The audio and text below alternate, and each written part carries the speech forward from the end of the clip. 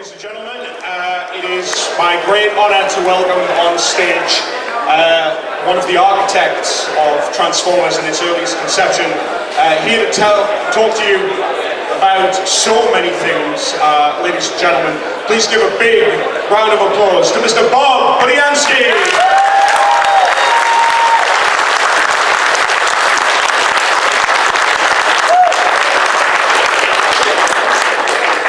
Testing. Okay. Hello, everybody. Thank you for coming. I'm happy to be here. This is going to be a panel where I'll be happy to take however many questions you might have. But before we get to that, I'm going to do a little presentation, give you a little bit about my background, and probably it will answer a lot of the questions that you want to ask, and it might give you ideas for other questions. So, here we go. Let's see if this works. My name, Bob Budiansky. Transformers.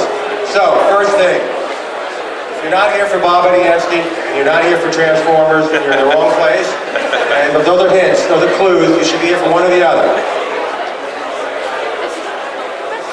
Alright, so this is the beginning. Not quite the beginning. So here's what happened. Back in 1983, Hasbro Toys came to Marvel, as they had a few years earlier with G.I. Joe, and they asked Marvel to develop this new toy property called Transformers. As most of you probably know, Hasbro had made a deal with two Japanese toy companies to basically rebrand pre-existing toys and call them the Transformers. Those two toy companies, I believe, were Takara and Bandai. Alright, so had this set of pre-existing toys, they called them Transformers. What they didn't have was a storyline for these toys and names for these toys. And that's where Marvel came in. So initially, I was an editor at Marvel at that time. And initially, they went to my boss, editor-in-chief, Jim Shooter. And Jim Shooter, as part of his day job, wrote this. This is the treatment. This is the original typewritten treatment that Jim Shooter put together. I'm not sure how many drafts he did because I wasn't involved really at this point. But he put together the original treatment from which all Transformers mythology derived. This is page 1. As you can see, upper right, approved. That's my handwriting. All right. I didn't approve it, but that was because I probably had like 1 or 2 different versions of it. This was the approved version. This would go back and forth between Marvel and Hasbro until everybody was happy with it. So this is what Jim wrote. So, Civil War rages on the planet Cybertron, and so on, and so on, and so on.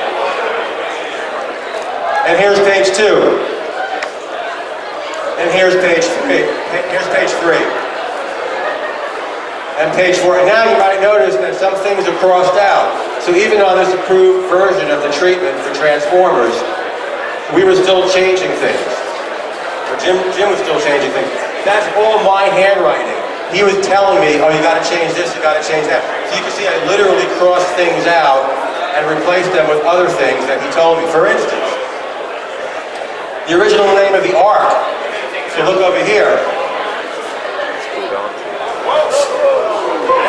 To the stage, I just discovered. Okay.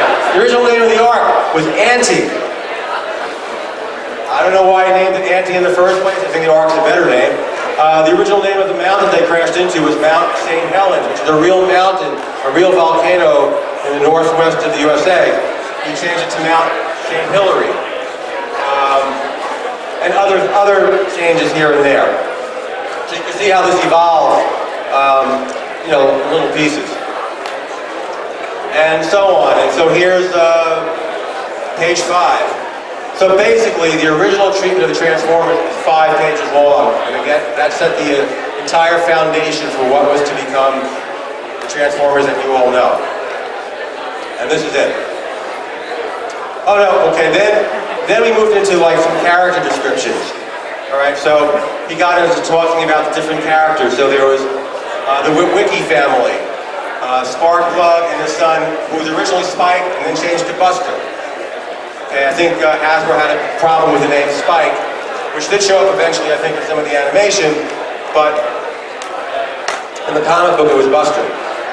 And from what I understand, Jim Shooter, who grew up in Pittsburgh, Pennsylvania, he knew the Witwicky family from growing up, so that's where the name Witwicky came from.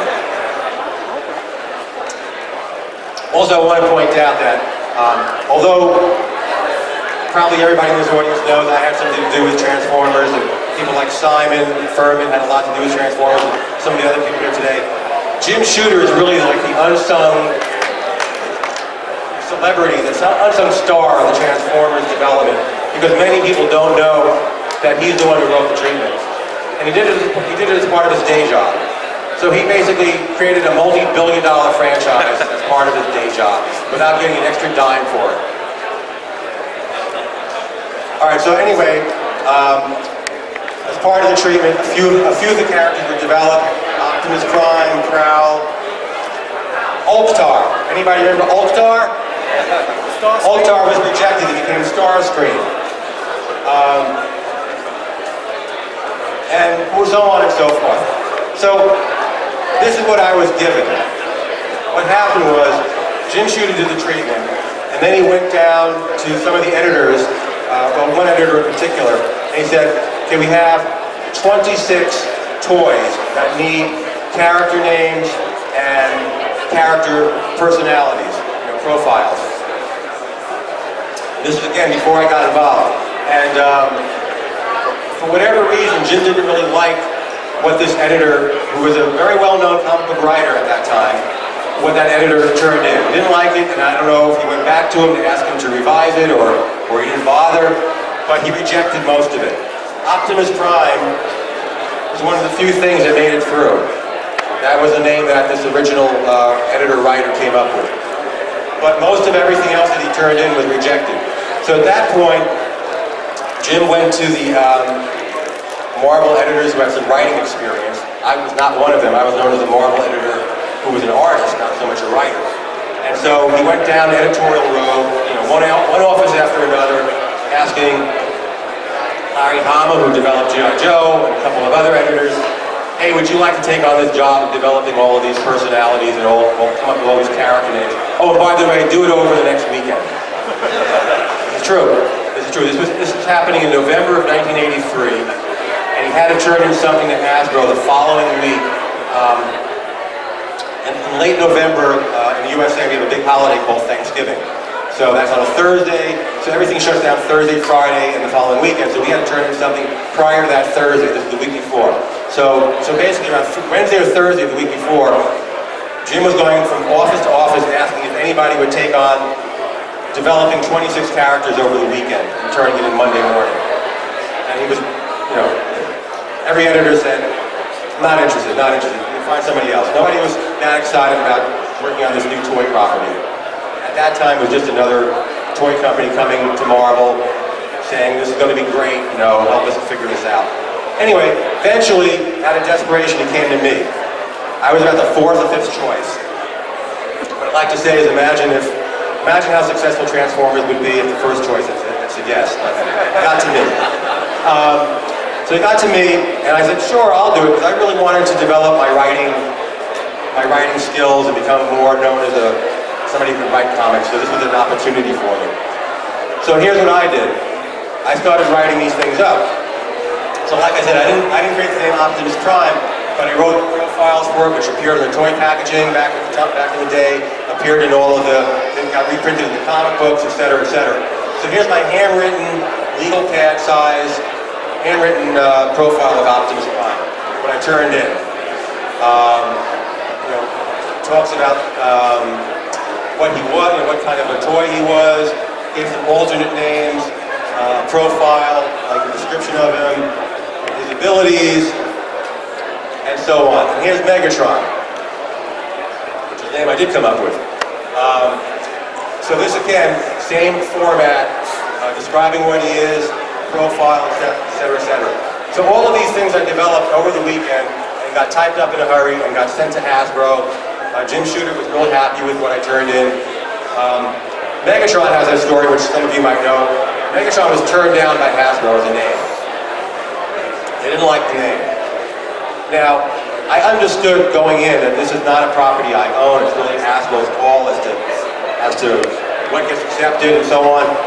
And even though I was just starting out, when they rejected Megatron, which I thought had a really good ring to it, you might agree, I thought, I'm going to ask them about this one. So I spoke to whichever Hasbro executive I was dealing with at the time, and I said, if you don't mind me asking, like, what's wrong with Megatron? And they said, well, it sounds too scary. So, very politely I said, well, he is the head of the bad guys. He's supposed to sound scary. And apparently that was a convincing enough argument to them. That, oh yeah, he's the bad guy. He's the head of the bad guy. Yeah, he should be scary. Why not? So they went with Megatron. So in their eternal wisdom, they agreed to that. All right, so again, Starscream, formerly Ultar, you might recall from the treatment I showed you. Ratchet.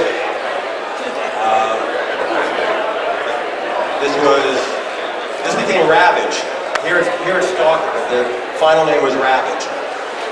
But the profile is the same.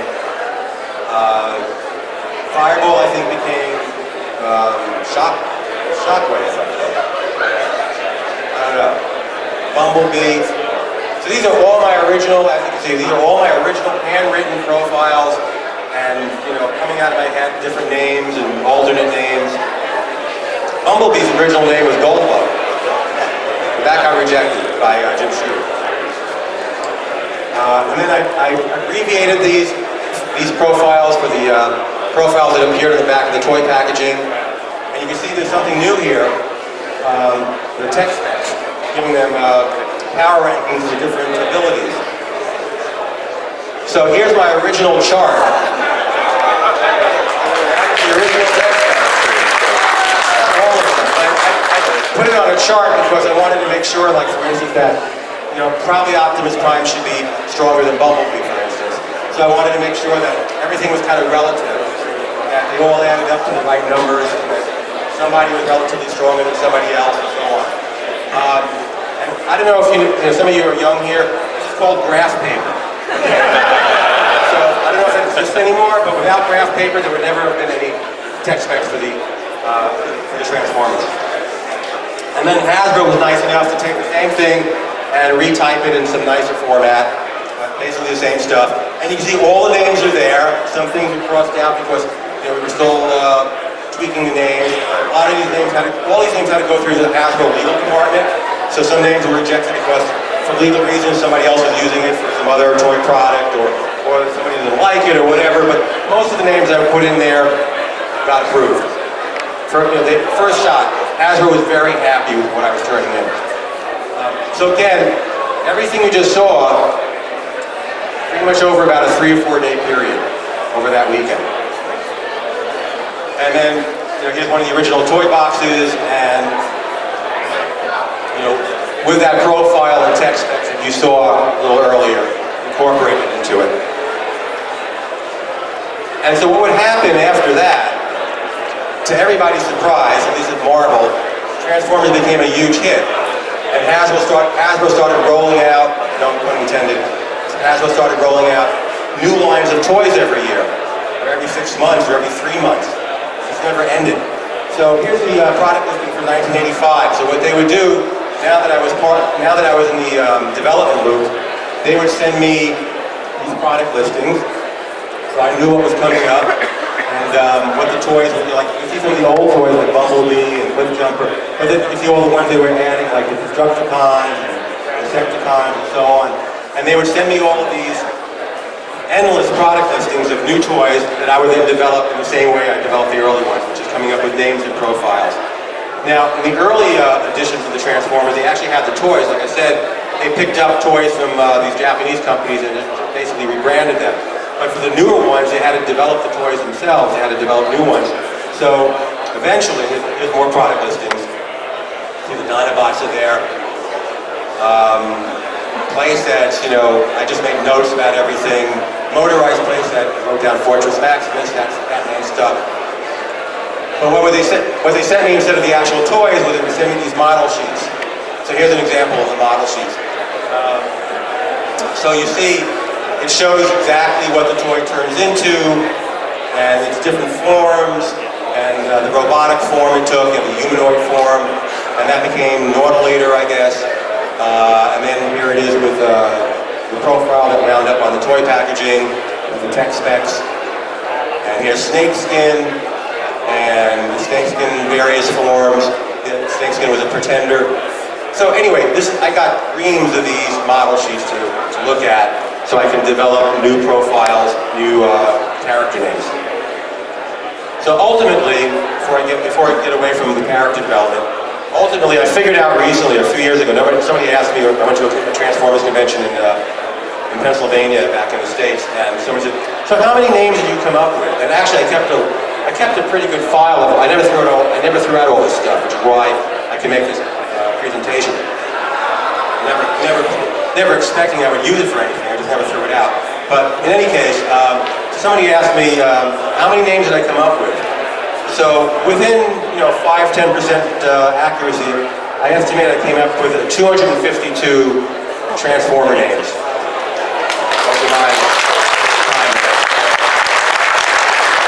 That was from November '83 to sometime in 1989, when I finally moved aside. So, okay, here's Transformers number 1. So, because I was already so immersed in Transformers, and I was known as a special projects editor, so as a special projects editor, I worked on books that were not regular monthly books. So we started with the 4-issue Transformers limited series, which, as you know, lasted a little bit more than 4 issues. So I became the editor of that. So as the editor, I was responsible for overseeing the artwork and hiring the writers. And frankly, it was a real burden on the writers to get a handle on writing the Transformers. It was such a massive undertaking. All these characters, all this mythology that had to be introduced right away. And so in 4 issues, we went through 3 writers. And as an editor, I can tell you, when you do a 4-issue miniseries, you never go into it planning on having 3 different writers writing it. You always figure the same guy at the beginning will be the guy at the end. So with issue 5, it became a regular series, much to everybody's surprise at Marvel. So we changed the ending for issue 4, so it was more of a cliffhanger ending. It didn't wrap up neatly. And it went to a regular editor as opposed to me. I was a special projects editor. So a regular editor who edited regular monthly comic books. And he asked me my advice about what he should do with the book. So I said to him, my advice is fire the guy who's writing it down and hire me. Because I've been writing the book anyway for all these writers. I was handing them the plots. I was telling them, here's what you can do. I mean, they contributed as well. I don't want to completely demean them or anything. But nobody could get a handle on this thing. So I said, hire me to be the writer, because I understand it. I've been dictating the plots to the writers anyway. And that's what happened. And I will say, as an aside, the guy who was fired, Jim Salicrup was the writer's name. We're still friends, okay? So it wasn't what I like to say, it was a mercy killing. He was happy to be taken off the book. And then here's an example of a plot. So the way Marvel worked, most books, the writer would write out a plot, which is like a short story, a descriptive narrative of what happens throughout the story. I would break it up into pages or groups of pages. So this describes the actual story, the smelting pool, which I think actually became issue 17. This is actually my favorite story that I wrote. And there it is, issue 17, into the smelting pool. So once the plot went to an artist, it came back to me as the writer, and then I would dialogue what the artist wrote. And that was the typical Marvel style of writing. Plot, pencil drawings, back to the writer for scripting the dialogue. And as it developed, to try to give the artist some warning of who was going to be in those books, as you can see, I would start out with a cast of characters. The longer the cast of characters, the more the artist was cursing me under his breath. Because, with Transformers, there was just endless numbers of characters to be in some of these books. But I try to give him all that up front so he can pull all the reference materials that he needed so he could draw the book. Oh, this is Decepticon Graffiti. So this book I'm very proud of because I got a fan letter. I mean, we got tons of fan letters, but I got one particular fan letter based on this particular book. It was from Stan Lee. And I was very, so myself and the editorial office, we were very happy that Stan actually took the time to read the book and write us a nice letter, which we eventually printed in the, a couple issues later. So that was very, very honored by that. Okay, among the other things I did while working on the Transformers is I did most of the cover layouts. So even when I did draw a few of the covers, but most of the time it was other artists drawing the covers. But I would come up with the ideas for the covers, and I would do cover sketch. So that would take me about 5 or 10 minutes. I would show it to the editor, who was in charge of the book, and the editor would either approve it or, say come up with a different idea. So here's an example of one cover sketch I did, which became this cover, which I actually drew myself.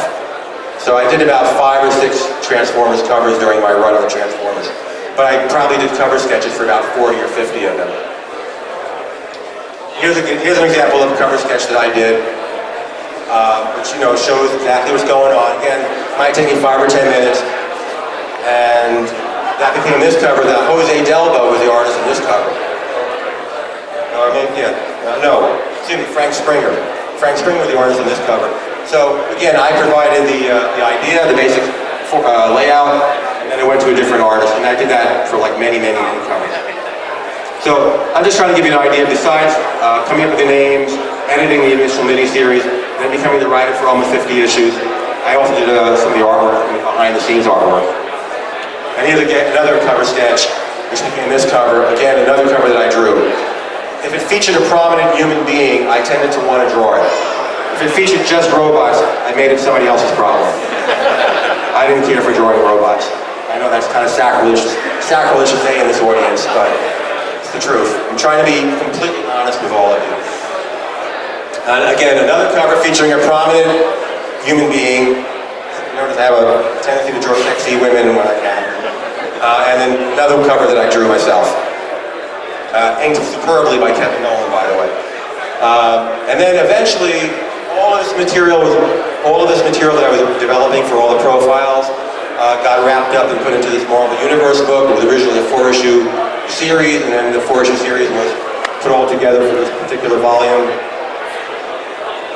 And as the Transformers continued to grow and its mythology continued to expand, I would develop other treatments, basing it off of what we already developed, because Hasbro kept adding like headmasters and pretenders and so on and so forth. So I would come up with other ways of bringing in all these new characters.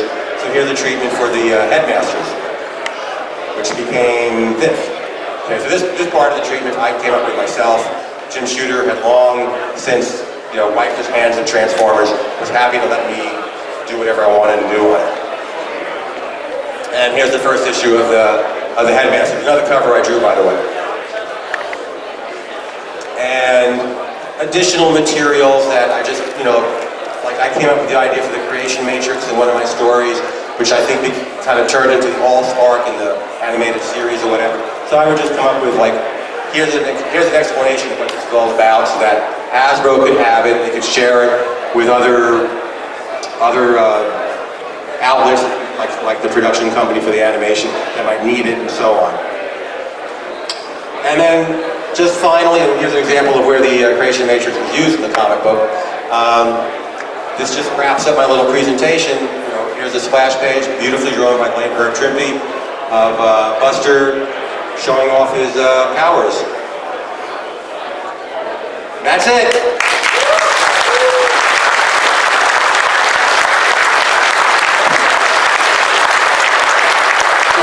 Just to summarize, so I was working on Transformers basically from 1983, before it actually published. It didn't publish until 84, and the toy didn't come out until 84, until sometime in 89. And then I moved off of it, and other people pick up the story from there. So I'd be happy to answer any questions you might have, and take it away. So if you want to put your hands up, and I'll run around with a microphone, and we'll start here. Hi Bob. Oh, Jesus. Hi Bob. First of all, thanks for making my childhood and my adulthood awesome in what you did. That was fantastic. My question is, did you expect Transformers to become the franchise has become? Did you ever get a feel for how big it could be when you were creating all that mythos? So I would have to be like somebody with precognitive powers to expect that I'd be here today talking to this wonderful audience about the Transformers. Quite frankly, way back in the 1980s, we were happy that it was successful enough to continue as a regular monthly series and lasted for a number of years after the miniseries. But nobody could anticipate that it would become such a huge franchise that it is today. And in fact, when I left the book, the book sales were dwindling. The toys, Hasbro wasn't coming out with loads of new toys like it had previous years. That was dwindling. So it looked like a franchise that had pretty much run its course, and then I guess it kind of got revived in the late 90s, and then it became the movie property and so on and so on. So no, I could not anticipate this at all. I was probably as surprised as anybody when I heard like in 2006 or whatever that it's going to be a live action movie made out of it. I was like, wow, that's pretty amazing. I never would have expected. So no, I would never have expected that it would have this kind of staying power. I want to say not only thank you for helping to craft my childhood, but also for literally launching my career by sharing the stuff that you never threw out that became several books that By the way, I have to introduce Jim Sorensen. What year was it? It was 2006. 2006, Jim lived in my basement for a couple of Over Thanksgiving weekend. Over another Thanksgiving weekend, yeah. 23 years later. Yeah, so he lived in my basement to do research, based on all these files I just showed you, and tons more for what he eventually developed. But my question is, since you were writing the comic and bringing the characters to life, did that inform the process of writing the biographies that you would then use for the toys, knowing that you would eventually have to take those bios and use them in a comic book story? Good question. Yeah, I probably wasn't anticipating how I would use these characters in the comic books, because I'd be writing these bios so far in advance. You have to remember, like Hasbro had a production line that stretched to Japan. So if they're giving me, like I showed you before, here's the product line for 1985, I might get that, a year before the toy actually made it to the marketplace. So I'm getting this way ahead of time. They have to get this all in line so they can stamp the packages with the proper name of the character and so on. And so I don't know how far in advance, but it was pretty far in advance of me actually writing any stories featuring these characters. I didn't want to write the profile and then like next month feature them in the comic book, because nobody would, they needed to get tied into the release of the toy. So there was some of this merchandising going on in the background. As hopefully my stories came across as being very unto themselves and not attached to anything, but the reality was, when Hasbro came out with a new line of toys, I had to find a way to fit those toys into the comic book after they were released as toys. So there was a little of that going on. Hello, Bob. Thanks for making one of my favourite franchises. Hold the mic closer to your mouth. Okay, sorry, I'm not used to microphones. What is the worst name you've had to make for one of the characters? Yeah. Did you ask what's the worst name I came up with? Yeah. They're all gems. I don't know why.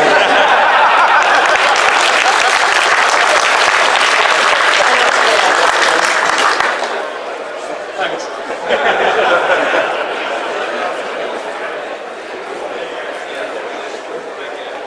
Hi Bob, again thank you. I love reading those comic books as a kid, it was just awesome, so thanks for that. I want to ask you about Blaster. There's been loads of people who've written Transformers comics after you, but the one character I feel that you absolutely nailed and no one else seems to have since was Blaster. Was it like a favourite character of yours, that the stories you wrote for it? Or? Excellent question. You hit the nail on the head. Is that an expression they use here? Blaster was my favorite character that I wrote. Some of the best stories I wrote focused on Blaster. What I wrote was independent of what was happening in the animation, of how much of toy was promoted or not promoted. it just fit what I was doing at that time. So I definitely enjoyed writing Blaster, and it just worked out, And one of the challenges of writing Transformers for me was, as I've mentioned on a couple of occasions already, Hasbro kept bringing in new toys, and he brought in these new characters, which meant I had to, I might be really attached to a character like Blaster, and I had to push him aside to make room for some new characters. So that became, as much as I loved writing Transformers all those years, it became a source of frustration that kind of built up over the years because I really couldn't stick to the plan very well when I continually had to add new characters to the storyline. Next. Hello, Bob. Hi. Thanks very much for your work. In a better world, you'd be getting commission on all this. But you've said before about your technical background, possibly in engineering, and you're one of the very few people who've worked on the franchise that comes from a background like that. Could you elaborate a bit more on your mechanical or engineering background? Okay, well, you bring up a pretty interesting point. So, I'll tell you a little story. So, I would meet with Hasbro executives, a few times a year while I was in the middle of all of this. I'd go up to their offices. So early on, maybe a year or two into writing all these profiles, one of them asks me, "Were you ever in the military?" And I said no. And he said, "Oh, well, the reason I'm asking is because in your profiles, you have all this technical jargon. Like I thought maybe you were in the military and you were involved with handling weapons or something, I said, no, I have a degree in civil engineering. And so I got all that technical jargon. It's the only thing it was ever useful for me. I got all that technical jargon out of my civil engineering background. So deviating a little bit from just talking about Transformers. So I was in college, I got my bachelor's in civil engineering. I continued into a master's program. I was going to get a master's in transportation engineering. And then I had a phone interview. A friend of mine at Marvel, a friend of mine from my college years, was working at Marvel, and after a year he quit. And he needed a replacement, an editorial assistant in the Marvel UK department. Marvel UK reprints for the UK market, which were all done in the United States at that point. This is in 1976.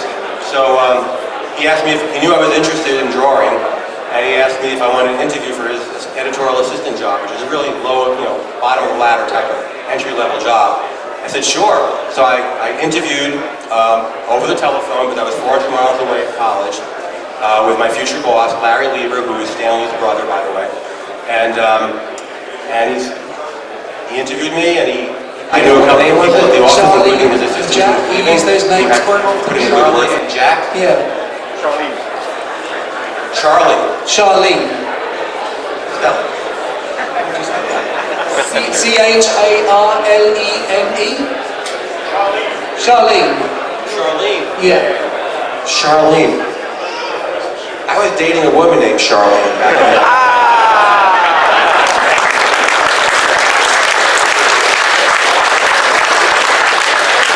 And Jack, any significance to the Jack? A favourite boy's name? I wasn't dating anybody named Jack. I wasn't making that But no, I don't remember why Jack in particular would have shown up more. No. Thank you for that. I mean, I did name a lot of characters after people I knew. Like, for instance, I think around issue 48, 50, I created something called the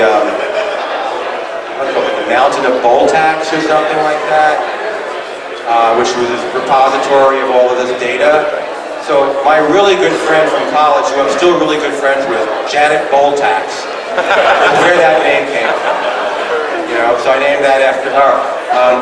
There's a character named Ethan Zachary who was responsible for, in a video game, destroying Optimus Prime.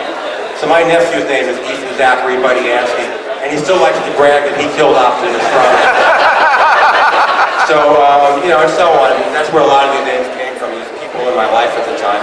There was, I wrote an issue called Decepticon Graffiti, where a few Decepticons go around writing graffiti over national monuments throughout the USA. And in the background, there's a family that are kind of toddling along, keep running into them. And the think there are Gary and Judy and maybe Noah, and Gary and Judy are Ethan's parents. Gary's my brother, Judy's my sister-in-law, and Noah's Ethan's brother, my nephew. So, you know, I threw in names wherever I could of people I know in my life at the time. Hi there. Hello. With hindsight, is there any characters that you would change if you were to go back? I get asked this kind of question frequently, like, is there a story you wanted to write? Is there a character you wanted to change? You know, is there a name you wanted to change? Or is there somebody, you know, you had an idea for a new character that you never got to develop? I really exhausted everything that was in me on the Transformers for the 5 years I worked on it, 5+ years. And if there was a name I wanted to change or a character or a story, I don't remember. It was so long ago, and I moved on into other things. So yeah, there might have been some ideas that were kicking around in my head, but I was really kind of tapped out when I left it with issue 55.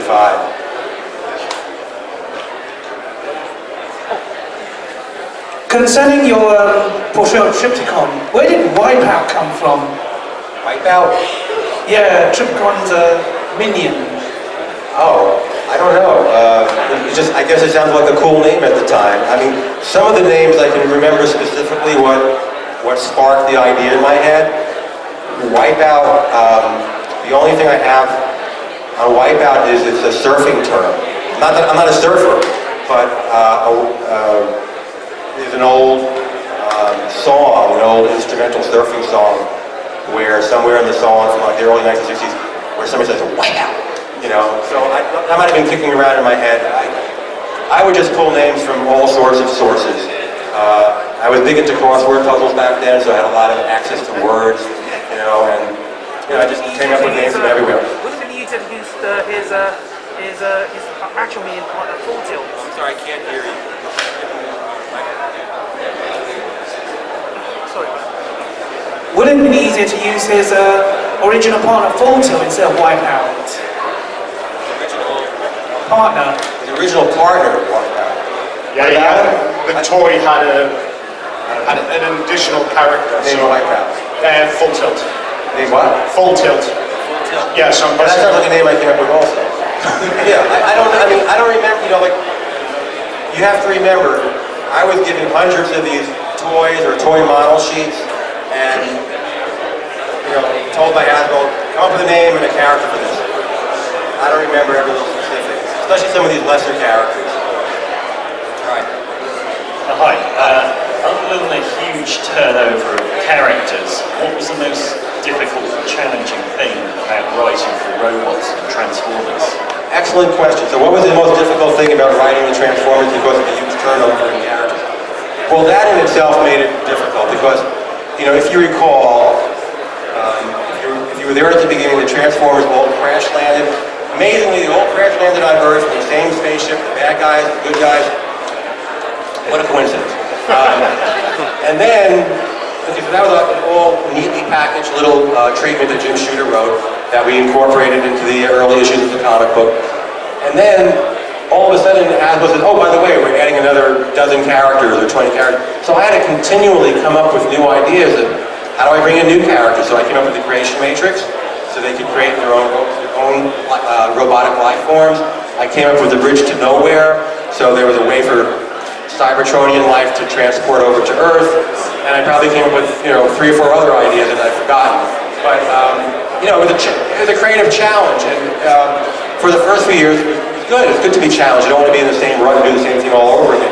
But after a while, it became kind of like too much of a burden. Like, I am so tired of introducing yet another wave of new characters and putting aside the ones that I've been working on and developing for the last 6 months of the year. Did you and your office have much communication with Marvel Productions over the way they adapted and changed your character biographies and backgrounds to create the cartoon? No. So basically, there was Marvel, there was Sunbow Productions, which is the animation, and in between there was Hasbro. So whatever I did, when I came up with these character profiles, they would go to Hasbro, and then Hasbro would be like a wall. So on one side of the wall was Marvel, on the other side was Sunbow. So what they did on the other side of the wall, I couldn't see. So I know all of my character bios eventually made it to Sunbow, but what their writers did with it, I had no idea. And in answer to somebody's next question, I never watched the animation, not once. So I don't know what went on in those shows. I have no idea. People ask me sometimes to compare, you know, how this character was handled in the show compared to the way it was handled in the comic book. It means nothing to me. I never watched the show. Hi. Do you ever feel the urge to be involved in Transformers now? You know, any new series, or you know, perhaps you could write us one of the films? Would be nice.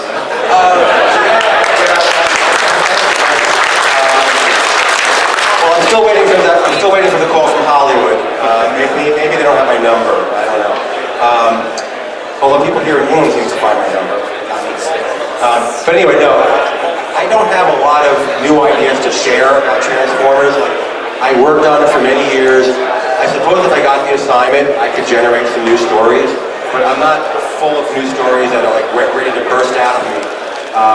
About 10 or 11 years ago, I did the adaptation for IDW of the movie of the animated movie. I readapted it. I was the editor of the first adaptation, and I became the writer of the second one. And at the time, IDW basically gave me kind of an open door policy. Hey, if you ever come up with some ideas, you know, give us a call. But they never did.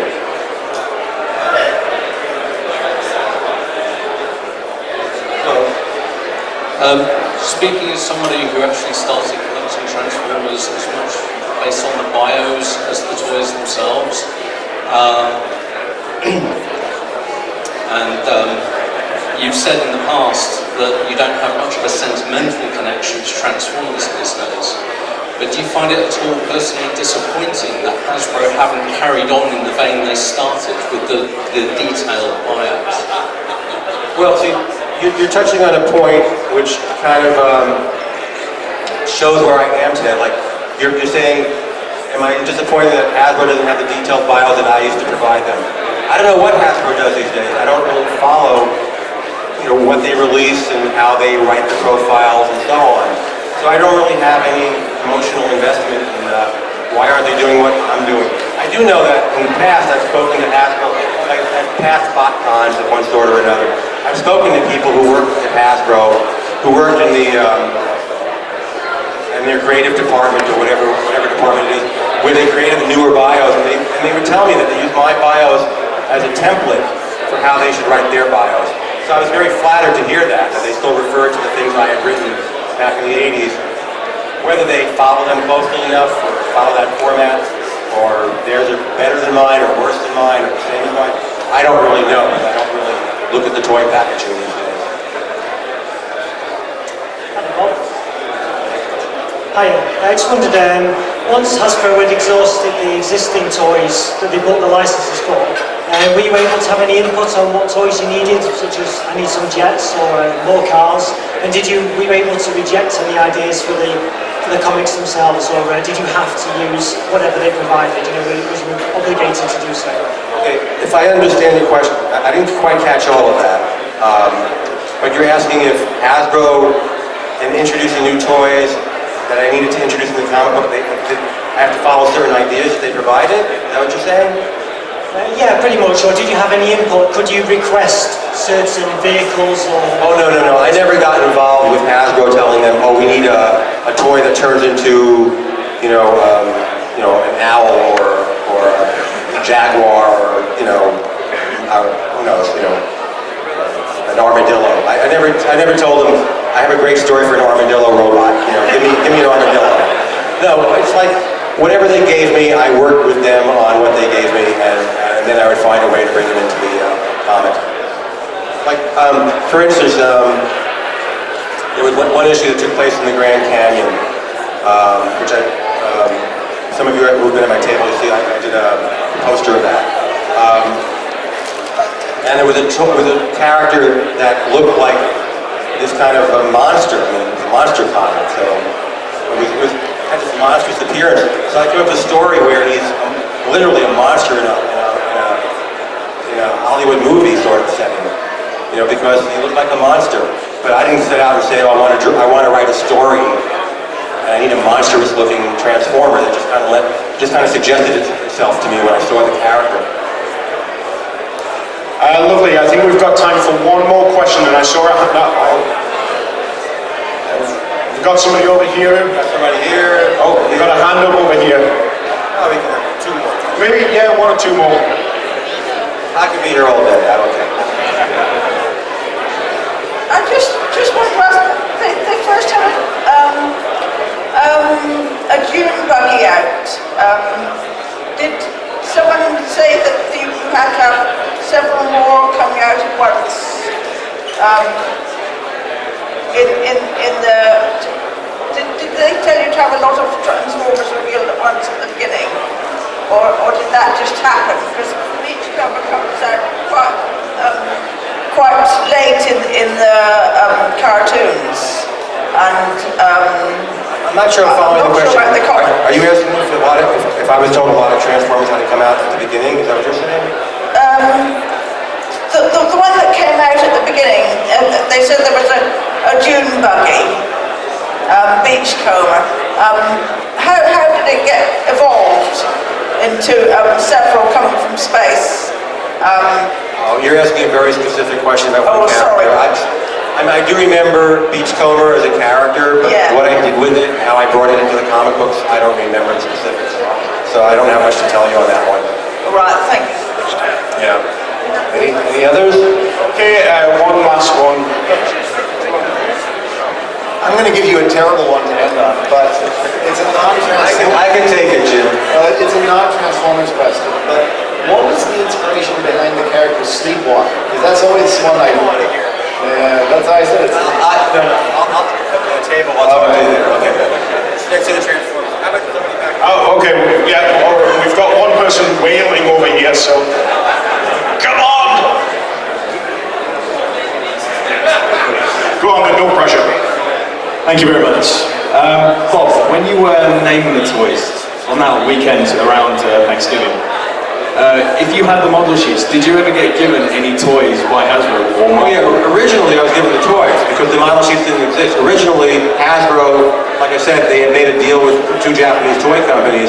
Now we had the actual toys, so I brought them all home with me, and in my little studio apartment in Manhattan, I probably lined them up on a desk somewhere and said, okay, got to name that one and that one and that one, and whatever they inspired me to come up with, that's what I came up with. So the toys themselves, the way they looked, the way they felt, that would have added to your inspiration, like I'm going to call this. Yeah. I mean, there were two basic things I needed to know about the toy. Was it a good guy or a bad guy? Because that would lend itself to the kind of sound I wanted the name to come. That would lend itself to the kind of name I wanted to come across, whether it sounded evil or positive, and what it turned into. So if it turned into a flying machine of some sort, I would come up with something that evoked the heavens, or like for instance, there were 3 jet fighters among the Decepticons originally.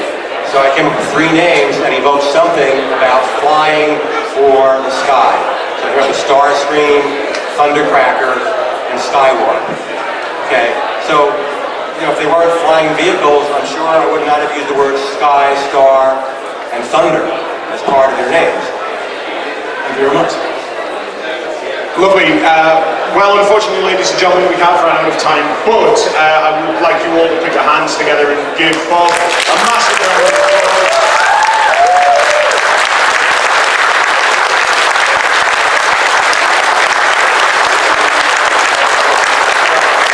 Thank you so much.